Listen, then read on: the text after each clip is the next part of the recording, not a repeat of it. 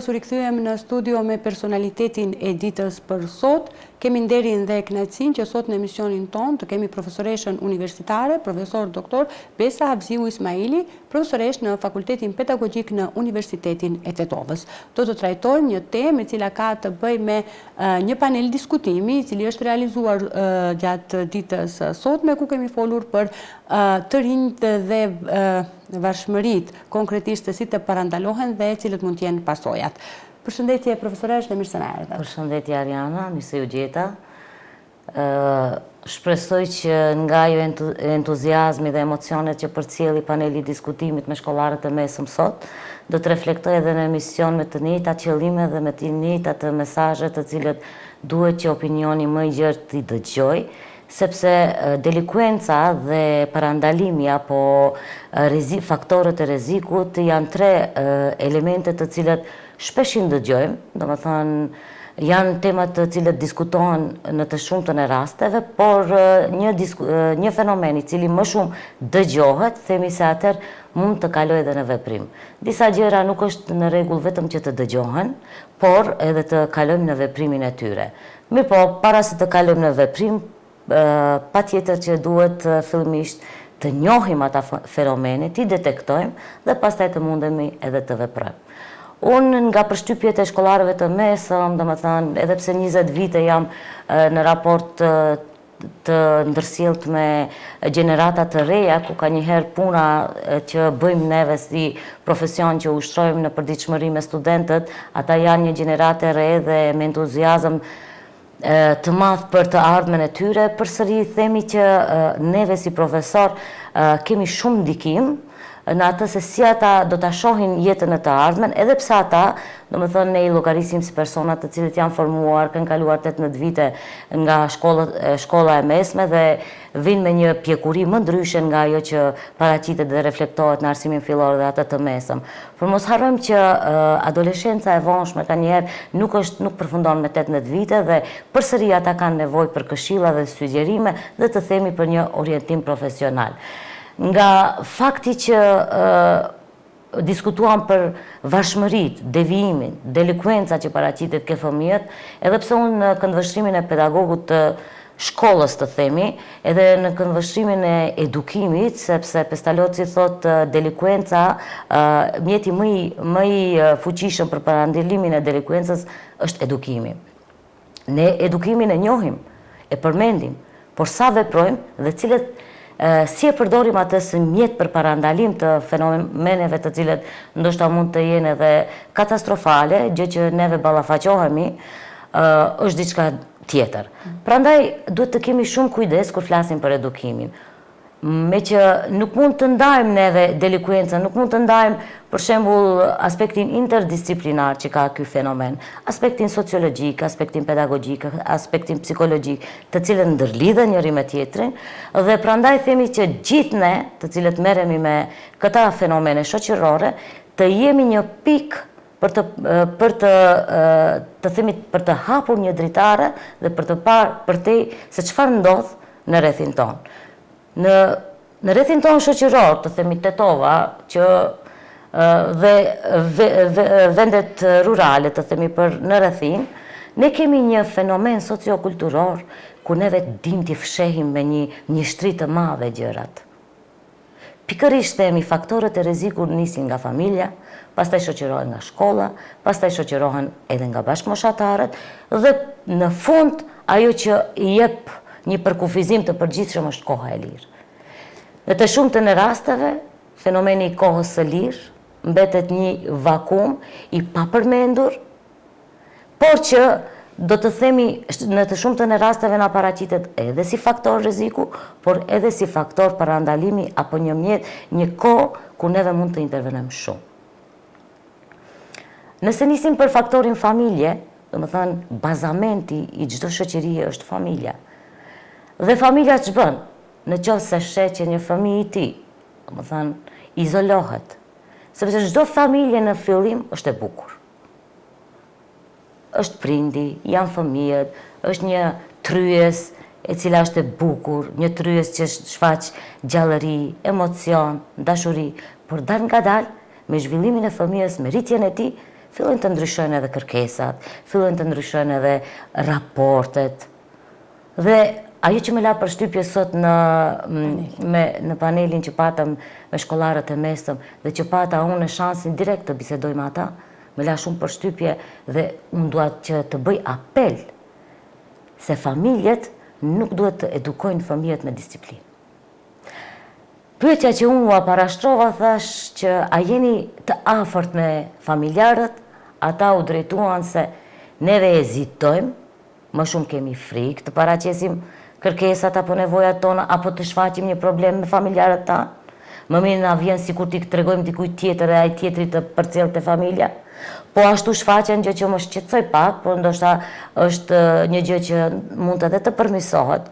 Shfaqen që kanë frikë edhe hezitim t'i paraqesin problemet edhe me profesorët e tyre. Shfaqen edhe një gjë shumë interesante kur treguan se ne po jemi me shoqet, me bashkëmoshatarët dhe se ata më shumë kanë dëshirë që të duken bukur, të sillen mirë. Shoqet shumë japin vërejtje për pamjen që si duket një vajzë apo një shoqe e tyre. Dhe në moment kur duhet që të jepet një preventiv apo një këshill nga ana e shoqërisë, ata hezitojnë, duke bulizuar, duke ngacmuar, sepse ajo nuk është në vijën tonë, e kështu me radhë. Ju lutem të rinj, ashtu që thash paraprakisht edhe në panelin e diskutimit edhe në opinionin më gjerë, të jemi të vetëdijshëm dhe të dimë se me kë shoqërohena. Shoqëria është një rrugë që na shpije drejt zhvillimit tonë. Dhe një shoqëri që vazhdimisht të bën presion të ndjehesh keq, nuk është me çdo kush që të jemi aty. Të rritë sot me çfarë ballafaqohen? Me jetën virtuale që jep një luks, domethënë, diçka që jo gjithmonë realja, dhe ata nga pamundësia si jam unë dhe si duhet të jem, çfarë kam unë dhe çfarë duhet të kem, mbesin në një konflikt të brendshëm mes asaj që munden dhe asaj që kanë. Po ashtu edhe shkolla, domethënë do të kisha dhënë një mesazh që shërbimi profesional, profesorët, po është fakt që ne duhet t'i mësojmë nxënësit. Por para se t'i mësojmë, të mësojmë edhe t'i kuptojmë dhe t'i mbështetim, dhe përmes aktiviteteve të shumta të lira, të cilët mund të realizohen në shkollë dhe për fat të mirë në shkollën e mesme të mjekësisë bëhen aktivitete të tilla prej vitit 2016 kur kam bërë hulumtimin tim për kohën e lirë, është diskutuar edhe në shkollat tjera, por që u ranguar në një shkollë që me të vërtet sadopak në krahasim me shkollat tjera bën aktivitete, ndoshta edhe nga vetë natyra se është shkollë profesionale dhe ka me çfarë të ballafaqohen nxënësit direkt me praktikat dhe pastaj ata të kthehen edhe në aktivitete të lira. Unë do të kisha thënë që të jemi të kujdesshëm, t'i largojmë të rinj nga devijimet e shumta, sepse çdo i ri para vetes ka një rrugë që duhet të zgjedh, por është i njëjti person dhe mund të zgjedh dy rrugë. Por ka vetëm një zgjidhje. Cilën rrugë do ta zgjedh? Varet nga mbështetja e familjes, nga mbështetja e shkollës, nga mbështetja e bashkëmoshatarëve, shoqërisë, ajo që themi ne, mos t'i mshehim gjërat.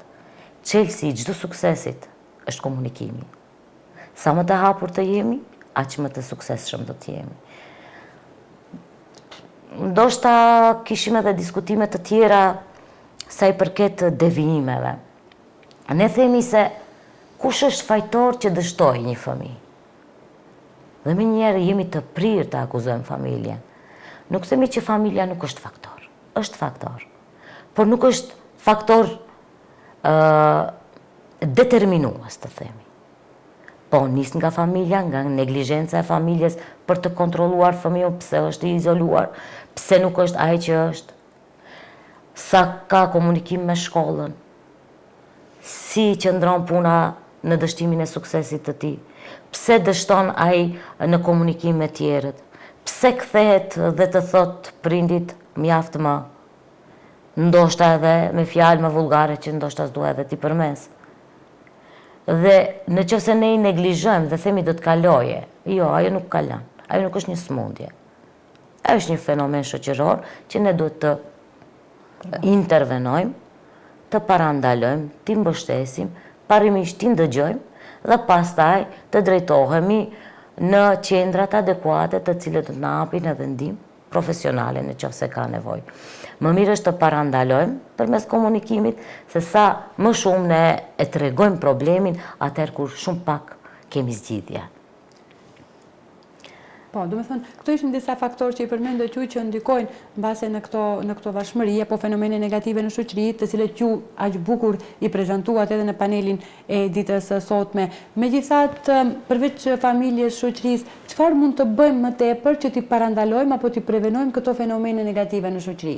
Edhe pse ju përmendët disiplinën edhe atë që duhet të dëgjojmë fillimisht, por megjithatë çfarë duhet bërë ne si shoqëri? Disiplina, do të kisha thënë, nuk është një mjet shumë i aplikueshëm apo adekuat për parandalimin e çështjeve delikuente. Sepse e keni parë që një gjë që ndalohet është më josh se për të provuar. Mjeti i parë, domethënë do të kisha thënë, ajo që parimisht edhe e ceka, është komunikimi i hapur, largimi i edukimit përmes disiplinës. Në qoftë se duam apo don ta provon një duhan fëmiu, adoleshenti, le ta provon me ju, me familjarët. Ka njëherë edhe shoqërimi me profesorët, ekskurzionet, aktivitetet e lira nuk janë rastësisht të para në kurikulat e arsimit të mesëm dhe ati fillon. Janë pikërisht të para ekskurzionet, aktivitetet e lira për të harruar, për të njohur, po me një mjeshtri të madhe për të mbajtur edhe atë distancën në mes profesorit dhe nxënësit. Por që empatia, afërsia të ndjehet nga ana e nxënësit. Ku ne do ta bëjmë që ai mund të jetë e lejushme të rri me ju në një tavolinë nga njerë, të diskutoj për gjërat që është i hapur, të mos etiketohet e kështu me radhë, atëherë do të ishte hapi i parë që të jenë më të lirë dhe më të hapur. E dyta, shërbimi profesional. Jo rastësisht çdo shkollë ka shërbim profesional. Cili është roli i pedagogut? Cili është roli i psikologut të shkollës? Mbase edhe ndonjë shkollë ka edhe sociolog. Cili është roli i tyre? Nuk është vetëm për të shënuar dhe evidentuar prezencën e nxënësve, numrin sa janë regjistruar apo sa nuk janë regjistruar.